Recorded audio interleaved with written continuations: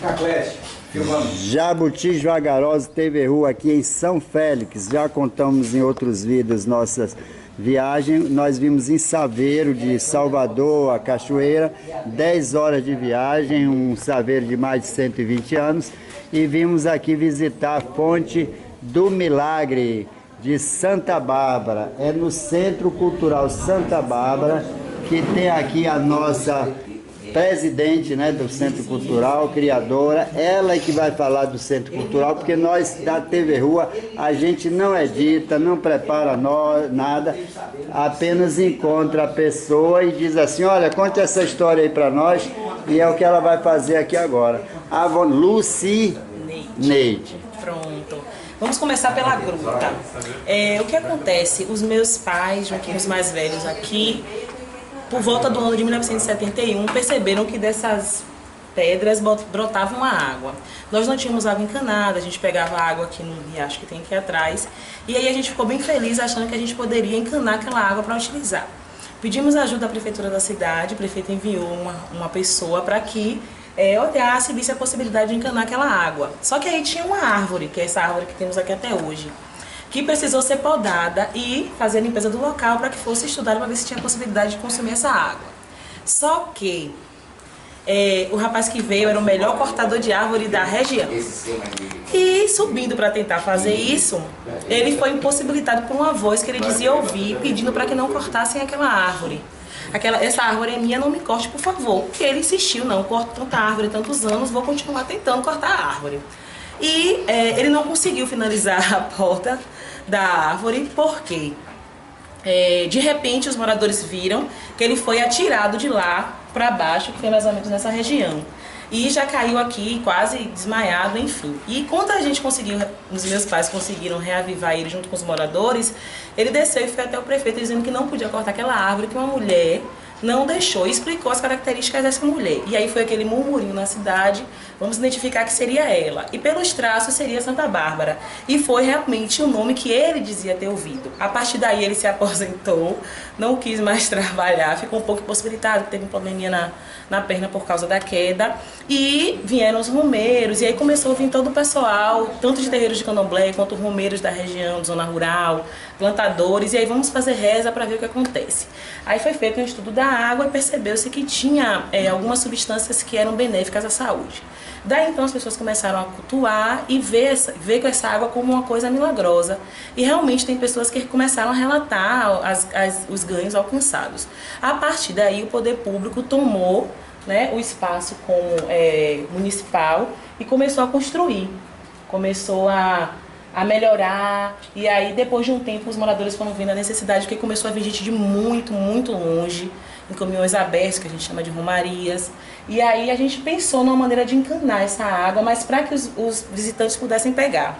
Daí acabou o nosso sonho de ter água encanada, mas a gente continuou feliz porque se estabeleceu essa relação de fé. Aí no mesmo ano o prefeito criou um chafariz logo ali embaixo, onde a gente tratava a água, para que a gente não utilizasse essa água para consumo, né? E daí, com o tempo, hoje foi evoluindo, tá dessa forma. Onde tem aquele altar é um tanque para que a gente consiga conservar essa água, juntar, né? Que a gente chama juntar. Para que quando os romeiros cheguem, os visitantes cheguem, ela esteja ali caindo nas torneirinhas um pouco mais forte. Nunca secou, nunca na vida secou. Daí então meu pai e minha mãe se ofereceu para tomarem conta durante 35 anos voluntariamente, e a gente cresceu vendo esse processo, né? Tipo, sou eu que levo a santa para a igreja, para a procissão, sou eu que trago a santa, e depois foi passando para os irmãos menores. Aquele tanque também era meu pai que lavava e ensinava pra gente, aí eu crescia, passou pro menor, depois passou pro outro. E até hoje a gente ainda está aqui. Infelizmente o poder público não dá tanta atenção a esse lugar, né? E aí eu fui estudar fora, estudei administração em Salvador. No retorno pensei, preciso levar alguma coisa de retorno para minha comunidade. Hoje eu corro muito atrás do tombamento, porque aqui na cidade a gente não tem patrimônios tombados, só 2 igrejas. E aí o que acontece? Pode continuar. O que acontece?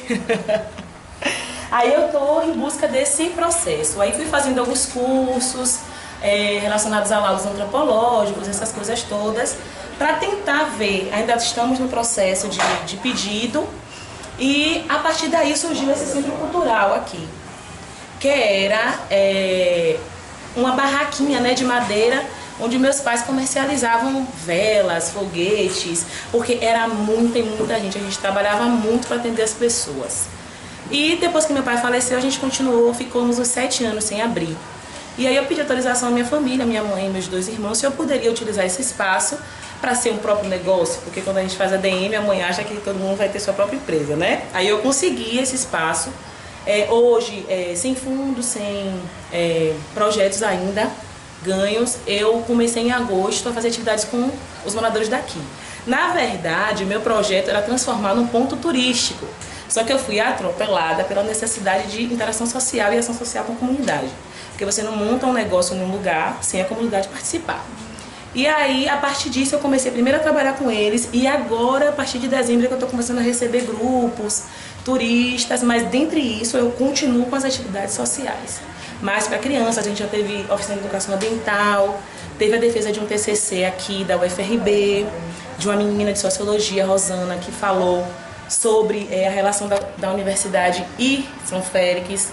E aí a gente está aqui ainda nesse processo de atividades para interação social e trazer informação para as mulheres da comunidade, né? Nos fazendo entender que aqui é considerada uma comunidade periférica, as políticas públicas ainda não chegam totalmente como deveriam. E eu virei, depois dos 30, né, escritora, ativista, tudo. Aí voltei a estudar na UFRB como estratégia de parceria, faço gestão pública e sou aluna especial do mestrado em Ciências Sociais. E estou aqui, agora nesse momento eu estou buscando escrever projetos para que a gente não pare, porque as atividades são custeadas pelos moradores da região, comerciantes, parceiros, amigos, pessoas que vêm aqui, fazem a palestra, outros que dão um lanche. E assim eu vou fazendo essa atividade. Então é basicamente essa a nossa história. E aqui oferecendo, primeiro parabenizando, mostrando aqui para vocês o contato de Luciene e do Centro Cultural. Mas se quiser falar mais, pode falar, é que eu senti que você encerrou, mas pode falar mais. Vamos bater uma salva de palmas. Primeiro. Obrigada. Prefeita de São Félix. Olha, não, tô longe. Foi a melhor recepção que nós tivemos nessa viagem. Foi da nossa amiga Lucineide. Eu tenho uma curiosidade aí, você poderia botar no vídeo. Qual é a ligação do Corpo de Bombeiro com Santa Bárbara? Menino, o que acontece? Resumindo, né? Algumas instituições adotam padroeiros, né? Porque dizem que ela é desbravadora dos fogos, dos raios, né? E ela não tem muito medo de entrar nesses lugares. E é mais ou menos o que acontece com eles. E aí se juntou a questão da fé, da cor e do pedido de proteção, e ela virou a padroeira dos bombeiros. É uma questão mesmo deles terem adotado aquela santa como padroeira, como semelhança, né, a atividade deles e toda a luta dele. Tanto que na festa de Santa Bárbara em Salvador, que é um pouco diferente da nossa logística aqui, acontece exatamente na região onde tem o Corpo de Bombeiros, que fica ali na Barroquinha. É lá que se distribui o caruru, é lá que tem a imagem. Então ela é padroeira, na verdade, do Corpo de Bombeiros. Ouviu, Chico, a resposta? Você perguntou e saiu, não ouviu a resposta. Mas está gravado, mas está gravado. É a padroeira. Mas está gravado, Primeiro, lhe parabenizar por tudo que você já está fazendo, por esse vídeo que com certeza terá uma divulgação maior agora desse espaço. E você pode iniciar aqui também uma biblioteca, se não já tiver, já está porque nós já vamos fazer a campanha de trazer livro para São Félix. Deixa eu fazer outra pergunta a ela. Ela disse que Santa Bárbara, ela estudou em Salvador. Você estudou afrodescendência? Não, eu fiz administração geral. Administração. Mas Santa Bárbara tem alguma coisa a ver com a afrodescendência, com os negros, alguma coisa tipo assim? Da onde é Santa Bárbara, na realidade? Ela nasceu aonde? Na verdade, ela não Santa Bárbara ela não é brasileira. Ela é uma santa europeia, até porque a gente pode ver que os traços dela é de uma mulher branca. A relação, na verdade, que Santa Bárbara tem com a afrodescendência ou afro-brasileiro é apenas o sincretismo, que era aquele processo, que aí nesse caso o religioso era aquele processo onde nós vimos escravizados, a gente não queria nem vir, trouxeram a gente obrigado para cá. E aí a gente foi obrigado a esquecer a nossa cultura. Lógico que, espertos que somos, a gente não deixou isso acontecer. E quando a gente chega aqui no Brasil, principalmente mais nessa região do Recôncavo Baiano, a gente era impossibilitado de manifestar nossos cultos. Então o que é que acontece? Pensamos, já que na Igreja Católica a gente não entra porque a gente não tinha alma, os negros não tinham alma, os negros não tinham calçado, não tinham nada. Então a gente não poderia entrar na Igreja Católica. O que é que a gente fez? Vamos associar os nossos cultos religiosos aos nossos orixás, aos santos da Igreja Católica, porque aí eles não vão nos perseguir. E lá eles vão dizer, estão cultuando Santa Bárbara mesmo. E o que é que a gente fez? A gente continuou cultuando os nossos orixás em comparação aos santos da Igreja Católica. Mas Santa Bárbara é uma santa da Igreja Católica. No candomblé, a gente, naquele momento estratégico, por necessidade, associou ela a Iansã, que é pra gente a orixá dos raios e trovões, e zeladora dos bombeiros, no caso da Santa Bárbara. E aí a gente começou a trabalhar nesse processo de equiparação, tipo, a gente precisava cantar para Ogum, vamos pensar na data de Santo Antônio. Hoje a gente já não precisa mais sustentar isso, porque o sincretismo ele foi uma estratégia que na verdade nos trouxe vivos até hoje e conseguimos cultuar a nossa religião. Então a relação que a gente tem é apenas essa. Mas hoje a gente também luta, né, como dizia a mãe Estela de Oxóssi, saudosa, que o candomblé é uma religião e eu não posso adorar, ela dizia que ela não podia adorar o orixá dela clandestinamente, porque quando a gente vai às igrejas católicas, a gente não podia ir com nossas contas, a gente não podia ir com nossas vestes. E aí hoje a gente luta um pouco mesmo só apenas pela separação, para que as pessoas entendam que o santo da Igreja Católica é o santo da Igreja Católica e nossos orixás são nossos orixás. Então a relação que elas duas têm são essa. Foi uma relação de luta e estratégia que elas foram comparadas, mas Santa Bárbara é uma santa europeia, é uma santa branca. Diz a lenda que na verdade, ela virou mártir porque ela era presa numa torre, porque o pai dela achava ela muito bela e não queria que ela se relacionasse com homens daquela comunidade. E aí tratava ela como se realmente ela fosse uma pessoa intocável. Só que com o passar do tempo, ela precisou criar uma maneira de fugir desse lugar. E ela tentou fugir, escapar das regras religiosas e de condutas do pai. E o pai praticamente a assassinou, né? Dizem que ela foi degolada. E aí, no dia que aconteceu isso, a terra se transformou num grande mar de raios e trovões e etc. Então, a partir daí é que se tem a questão do mito da Santa Bárbara.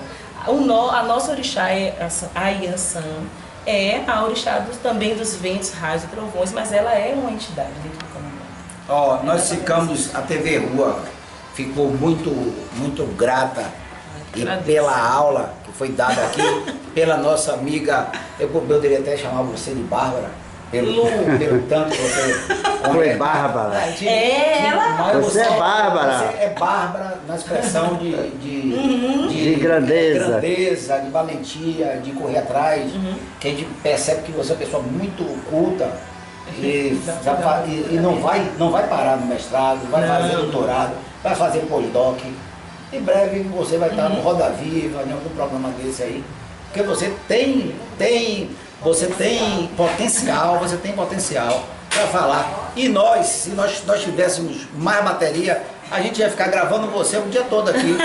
Que tudo que você fala, muita gente quer saber e não tem oportunidade. Você fala coisas que não existem livros explicando. O pessoal não sabe nem de onde Santa Bárbara veio. O pessoal não sabe a ligação de Santa Bárbara com o bombeiro. Eu realmente não sabia que Santa Bárbara os raios também era com Santa Bárbara, essa parte de fogo, e você elucidou todas as nossas dúvidas. Então a TV Rua, junto com os jabutis vagarosos, não pode ter sido até um milagre de Santa Bárbara fazer com que nós adentrássemos num saveiro de 130 anos, com 12 horas de viagem, e chegássemos aqui e pudesse beber essa água da fonte milagrosa e beber também um pouco da sua sabedoria, que você também é uma fonte de sabedoria. Muito obrigado aí, TV Rua, Jabutis Vagarosos. Queria te agradecer ao Dr. Rogério, né, que foi ele que nos trouxe aqui na fonte para conhecer. Cadê a Rogério?